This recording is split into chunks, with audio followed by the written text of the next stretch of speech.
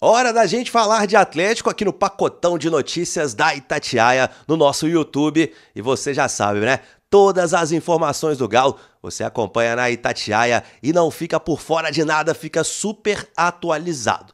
Mas antes de acionar o Cláudio Rezende, eu vou dar um recado para você que é da TIM.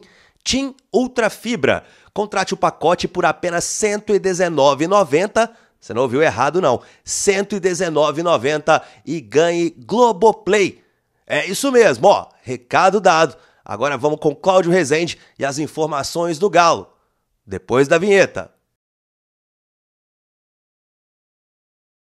Vamos lá, galera, esse pacotão de notícias do alívio do Galão da Massa que ganhou do Sport nesta quarta-feira. Voltou a fazer 3 gols em jogo do Campeonato Brasileiro, que não acontecia desde maio. Arana reencontrou o caminho das redes, o Rony também. E foi uma noite praticamente perfeita para o Galo, porque o mais importante era vencer. A confiança também retomada nos atletas importantes, nos medalhões da equipe. E agora aumenta a vantagem para a zona do rebaixamento. 7 pontos o Galo tem acima do primeiro time que hoje estaria rebaixado à segunda divisão do Campeonato Brasileiro. Mas não foi perfeita a noite, por quê? Muitas baixas no Galo já pensando no clássico. Depois de vencer o Sport, o Galo agora tem uma semana para o Sampaoli montar o time pensando no Cruzeiro. Também na Arena MRV, na próxima quarta-feira, dia 15, às 9h30 da noite. Vamos aos fatos que aconteceram para você que ficou desligado aí do Galão da Massa. Muita coisa com relação ao departamento médico, suspensões, atletas que não poderão jogar, principalmente a defesa do Galo desfigurada para o Clássico. Vamos lá. Primeiro, o Lianco, que é uma preocupação enorme para o futuro do Galo, porque o Lianco passou por exames de imagem nesta quinta-feira e ele teve, sim, ruptura do tendão de Aquiles do pé esquerdo, o que significa que ele vai passar por cirurgia e o Lianco está fora do restante da temporada. Sem Lianco neste restante de ano. Então, o Lianco é carta fora do baralho. Inclusive, o Otávio, ex-volante do Galo, tá no Fluminense, teve essa lesão também no fim de março desse ano e voltou a jogar no fim de setembro. Então é um período longo aí de 5 meses, mais ou menos. Lógico que depende de atleta para atleta, mas mais ou menos esse período aí que vamos ter que aguardar o retorno do Lianco. O Vitor Hugo recebeu ontem um 3º cartão amarelo. O Vitor Hugo, que é o artilheiro da era Sampaoli no Galo. Ele marcou ontem o 3º gol dele, 2 no Campeonato Brasileiro, teve 1 na Copa Sul-Americana. Então, Lianco e Vitor Hugo fora. O Júnior Alonso está com a seleção paraguaia. E o Ivan Román com a seleção chilena, mas ele foi desconvocado. O Ivan Román teve um trauma na mão esquerda. De acordo com informações que vêm do Chile, o jogador fez exames por lá e ele tem fratura na mão. O Atlético aguarda ainda o retorno do Ivan Román nos próximos dias para ter um diagnóstico mais detalhado se ele vai precisar de cirurgia. Se for fratura na mão, ele vai ficar fora um período aí também. E o Juan, zagueiro, que estreou ontem, é o único disponível para essa partida.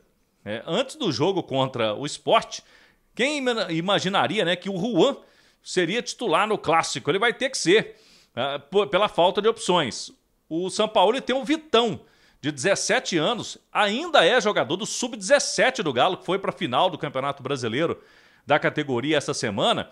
O Vitão está numa espécie ali de transição. Vem treinando com os profissionais, já ficou no banco algumas vezes, né, da equipe principal. E ele seria a outra opção se quiser arriscar aí com o garoto no Clássico.